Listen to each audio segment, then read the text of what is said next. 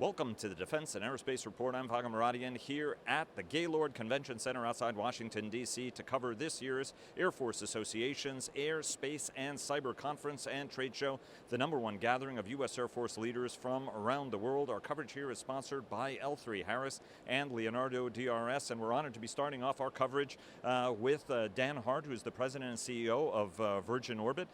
Dan, Sir Richard couldn't have done a better job to launch the conference. Well, he's always incredible, always engages an audience like nobody else can.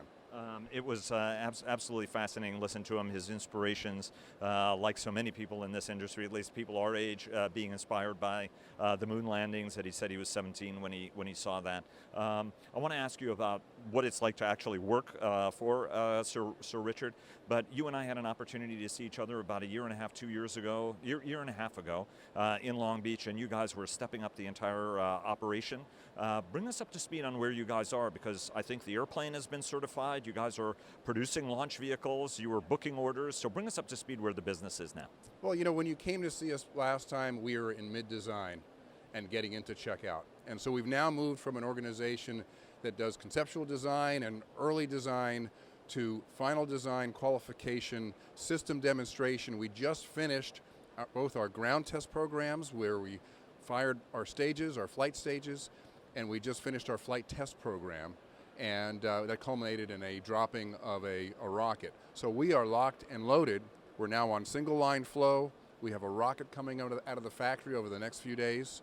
That'll be going up to Mojave, and we're geared for our first launch. And first launch is? It'll be in the next few weeks. We need to go to Mojave, go through a bunch of wet dress rehearsals of loading a propellant, exercising the equipment, exercising the team, and once we're sure that everything is just right, we'll have our flight readiness review and we'll go for flight. You guys have a very different model. So for those people who don't know what it is, walk us through how you guys work, because I think half the audience knows intimately that you guys are a rather novel launch system. Bring the audience up to speed on all the incredible work you guys have been doing, all the way from the 747 right down to the rocket. So look, since the beginning of the space age, the holy grail in launch has been, how do we operate in an aircraft-like manner? How do we get the pace that an aircraft can get to, where it can come down, pick up a rocket, and go and come back down and pick up something else? So what we use for that is an airplane.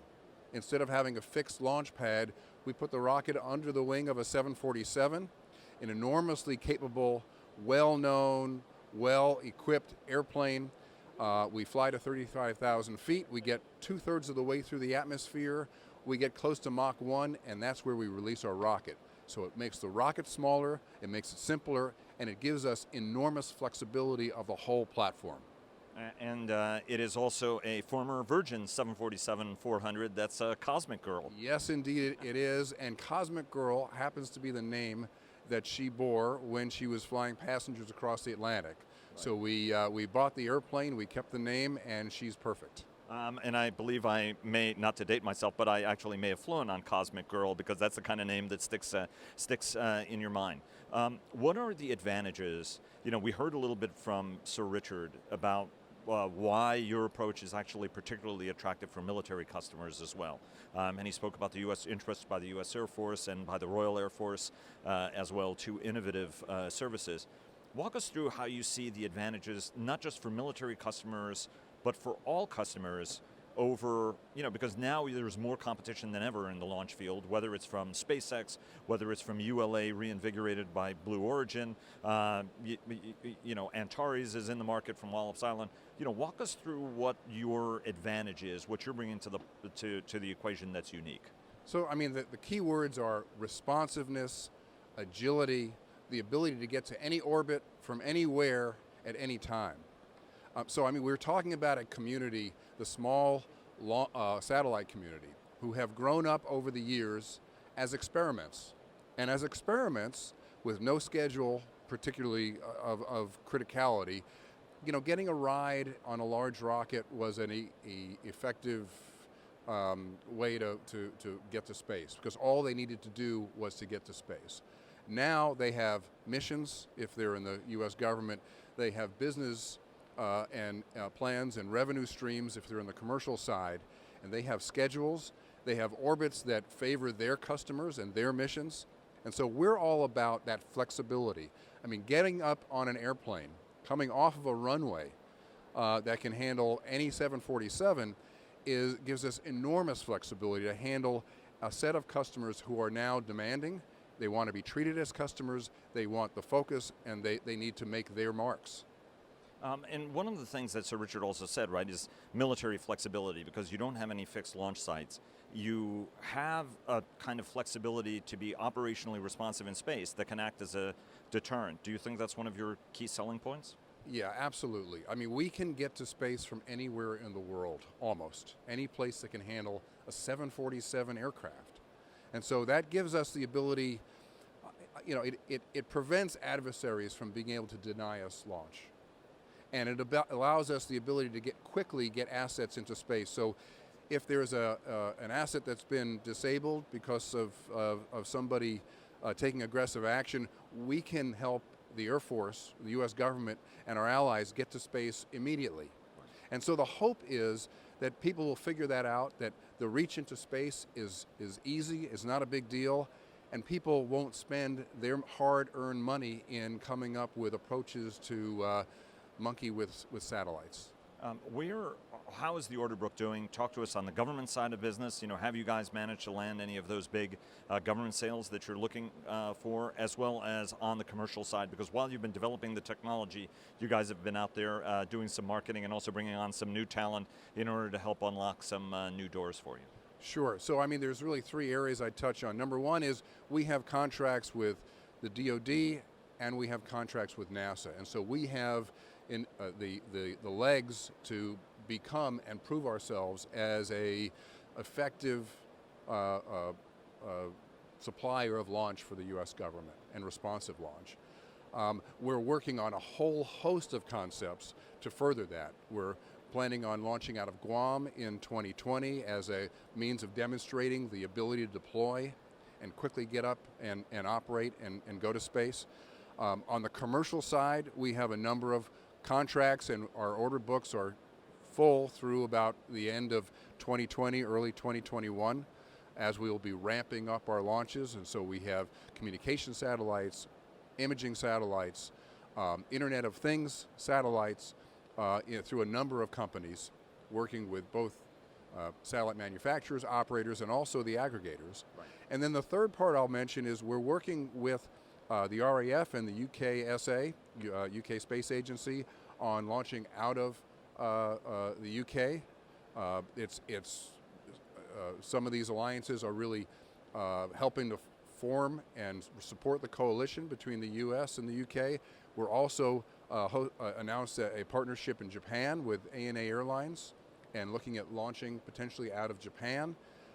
And so there's a number of diverse launch site capabilities that we're working on, which is also pretty unique to the ability to have an airplane and transport your launch site. Do you, you have a very scalable model, right? So how many airplanes do you think could get in the launch business to take care of demand? I mean, is one airplane enough, or at some point are we looking at getting to several launch aircraft, several different launch sites, or does one aircraft, pick up talk to us about how it would work, because your main facility is in Long Beach, California. Yeah, I think that for several reasons there will be numerous aircraft. Commercially, there are various inclinations that are just easier to get to it from different places, and so there's additional resources. Now, we can, of course, move the aircraft. It's a 747 that can go around the world, but as we pick up the launch pace, it will make sense for us to have several 747s stationed. From a national security point of view, it'll amplify that, in that the U.S. Air Force, our allies, will want to have the ability to get up to space from multiple locations. Gives us just more resilient launch capability. And then there are countries, our allied countries also want to have the ability to get to launch from their shores, and that's something that we can provide without having them to build, something like Cape Canaveral and a huge, concrete infrastructure. Yeah, that's right. I mean, when it comes to infrastructure costs, you guys are a little bit lighter on that than even the most efficient pad. Let me just ask you a quick launch question. Your first launch is a test launch, which is the first sort of revenue customer launch. So let me just clarify that. Our first revenue launch will be a NASA payload, and so that'll be a few weeks after Flight 1. And you really have an extraordinary cycle time, don't you? In terms of, how fast can you be putting these spacecraft up, right? I mean, because any fixed infrastructure site, you have to do some repair work and things like that to the pad, whereas that's not an issue you guys have. Yeah, I mean, we will be able to, in a push, be able to fly more than one a day.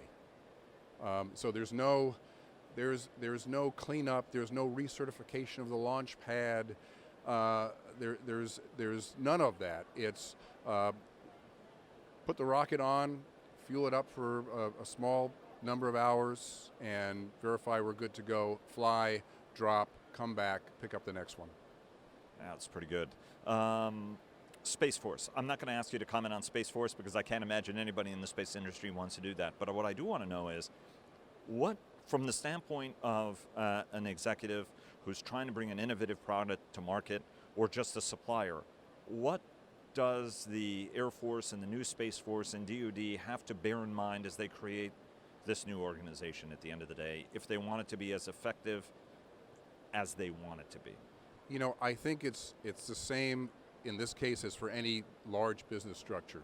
Number one is create a strategy that's clear, concise, and is communicated, so that we all understand what the U.S. Air Force, what the national security world needs, and we can adapt to that. Number two, crisp and clear decision making. So give the authority, provide the budget, and allow those people to make decisions, empower their program managers, so that we can then be good suppliers. We can use our brilliant people, partner with them, and we can move quickly. And I think in any organization, that combination of strategy and agility is what makes success. Do you, I have one more question to ask you, but the intermediate question is, do you guys have a cost, what would be a good metric to use for our audience in terms of cost to launch, whether on a pound basis or anything else? Because you guys are saying we're not only more flexible, but also more inexpensive, in part because we don't have this fixed infrastructure and the like. Is there a pound to orbit figure that you use with customers to sort of get their mind wrapped around what is a very different way of doing business for most people, right? For most people, the rocket goes on the satellite, the rocket goes up from a launch pad, not the rocket goes on the satellite goes on a rocket that's under a 747 that you shoot in the sky. I mean, the question of cost has always got to be combined with what is the service that you're providing. And so different customers want different things. If you want to just get up to space and you're not schedule sensitive, you'll have one price, and some of those will fly even with large rockets. If you need to get up to space in a week because your system availability is down and you're $1 billion enterprise, that's going to be a different price. And so honestly, I mean, it's fair market value is what's going to be important. We generally have put out pricing around $12 million per mission, and that will, again, can go up with a more urgent premium service.